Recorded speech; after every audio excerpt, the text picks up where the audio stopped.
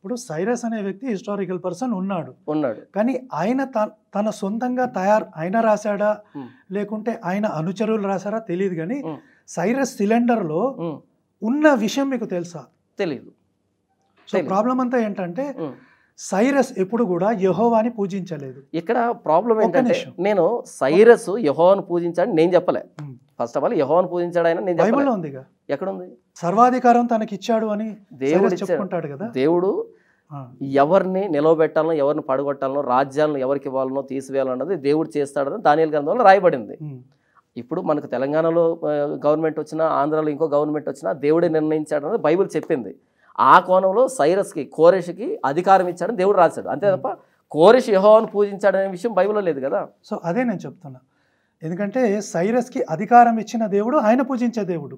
He is not Jehovah. No కాదు. ఇప్పుడు దానియేలు గారు అదే చెప్పాను, రాజ్యాలను నియమించేది ఒక వ్యక్తిని పడగొట్టేది లేవనైతే దేవుడైనా బైబిల్ చెప్పబడింది.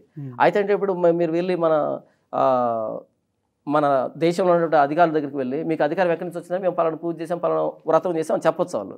కానీ అల్టిమేట్గా సావరెన్ గాడ్ ఉన్నాడు కదా, సర్వాధికారి ఉన్నాడు కదా, ఆయన ఇస్తున్నాడు అని బైబిల్ చెప్పింది. అయితే వాళ్ళకు ఏదో బిలీఫ్ ఉండొచ్చు, అలా సైరస్ కూడా ఆయన సొంత దేవుడు ఉండొచ్చు, కానీ నిజమైన దేవుడు మానవ రాజ్యాల మీద అధికారం ఏంటి తాను ఎవరికి ఇవ్వాలనుకున్నా ఇస్తున్నాడు. అది బైబిల్ చెప్పినటువంటి. నేను సైరస్ సిలిండర్ నుంచి కోట్ చేస్తున్నాను. కోట్ చేసే point number 35. Ask daily bell and Dabu to grant me a long life. Okay. They may speak blessing for us. Okay. And they may say to Marduk, okay, my Lord.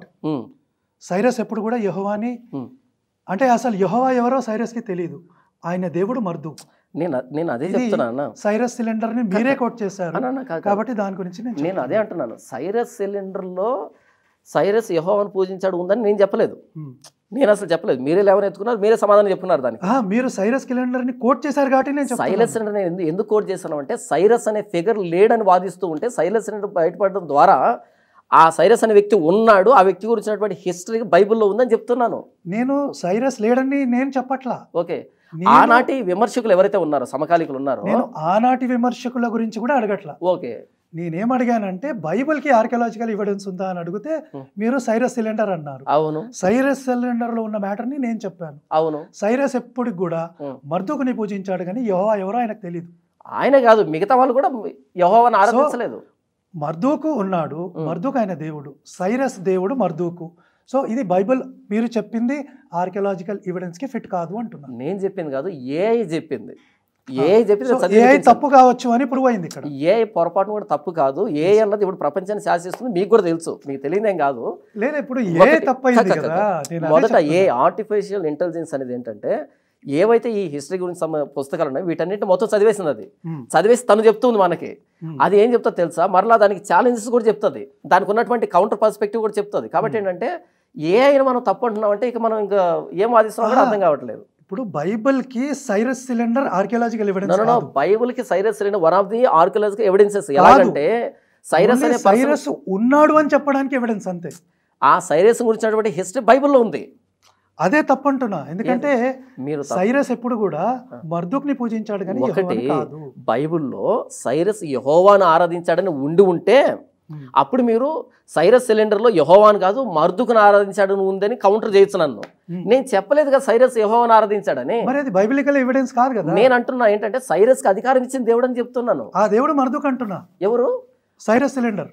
మర్దు కాకపోతే గంగాలం అనుకోండి, ఇబ్బంది ఏమి ఉండదు. So మీరు ఒకటి మనం దేన్నైనా నమ్మొచ్చు, నేను నమ్మొచ్చు, కానీ అల్టిమేట్గా దీన్ని నడిపిస్తున్న దేవుడు సృష్టికర్త కదా, ఆయన యెహోవా అని చెప్తున్నాను, ఆయన అధికారం ఇచ్చాడు చెప్తున్నాను. బైబిల్ చెప్తోంది కానీ సైరస్ సిలిండర్ మర్దూక్ అని చెప్తాను. మీకు మాట చెప్తాను, ఎక్సోడస్ నుంచి ఒక మాట చెప్తాను. ఎక్సోడస్ 32లో ఏం జరిగిందంటే దేవుడు సీనాయి పర్వతం మీద, అంటే ఇది 20లో ఏం జరిగిందంటే సీనాయి పర్వతం మీద ధర్మశాస్త్రాన్ని ఇచ్చాడు ఆయన, ఆ రాతి పలకలను ఇచ్చాడు ఆయన. అయితే 32కి వచ్చేటప్పటికి ఏం జరిగిందంటే వాళ్ళు ఒక బంగారు దూడం చేసి గడ్డి మేసే ఎద్దు రూపానికి దేవుణ్ణి ఆపాదించి, ఓ ఇశ్రాయేలు విను, ఎవరు చేసింది? మోషే అన్న అహరోను, ఓ ఇశ్రాయేలు విను, నిన్ను ఐగుప్తు నుంచి తీసుకుని వచ్చిన యెహోవా ఇదే అని చెప్పడం జరిగింది. ఇప్పుడు చెప్పండి, యెహోవా తీసుకొని వచ్చాడా, దూడ తీసుకొచ్చిందా? వాళ్ళ ముక్కులకి చెవులుకున్నటువంటి బంగారు కరగబెడితే వచ్చినటువంటి ఆరోపము వారిని ఐగుప్తు నుంచి తీసుకొని వచ్చిందా? అంటే కనీసం కొన్ని చాప్టర్లు కూడా జరగకముందే, కనీసం 20 చాప్టర్లు కూడా జరగకముందే అక్కడికి వచ్చేటప్పటికి ఒక దూడని యెహోవా అనేశారు, తీసుకొచ్చింది యెహోవా, కానీ దూడని యెహోవా చేశారు, ఇక్కడ పేరు పెట్టారు. కాబట్టి దేవుడు కోరెష్కి అధికారం ఇస్తే కోరెష్ మార్దుకు ఆపాదించుండొచ్చు. అసలు దాన్ని బైబిల్ చెప్పలేదు కదా, ఆయన నన్ను ఆరాధించే బైబిల్ చెప్పలేదు. మార్దుకు ఎవరైనా ఆపాదించవచ్చు, వాళ్ళకి మహిమని ఆపాదించవచ్చు, కానీ అల్టిమేట్గా పవర్ ఇచ్చిన దేవుడిని బైబిల్ చెప్పింది. అలా ఏంటంటే ఆ కోరెష్ గురించి ప్రస్తుతం బైబిల్ ఉంది కాబట్టి కోరెష్ సిలిండర్ అన్నది one of the archaeological evidence for the Bible అన్నది ఏ చెప్పింది. నేను మీకు చదివి వినిపించాను. ఇది నా ఏనే తప్పు అన్నారంటే ఇక నేను వాదించడానికి ఏం లేదు ఇక్కడ. ఎందుకు తప్పు అని అంటే సైరస్ సిలిండర్ లో ఏముందో మరి చెప్తుంది, అడిగితే చెప్తుంది, ఇబ్బంది లేదు. ఆర్టిఫిషియల్ చెప్తుంది, ఇబ్బంది లేదు.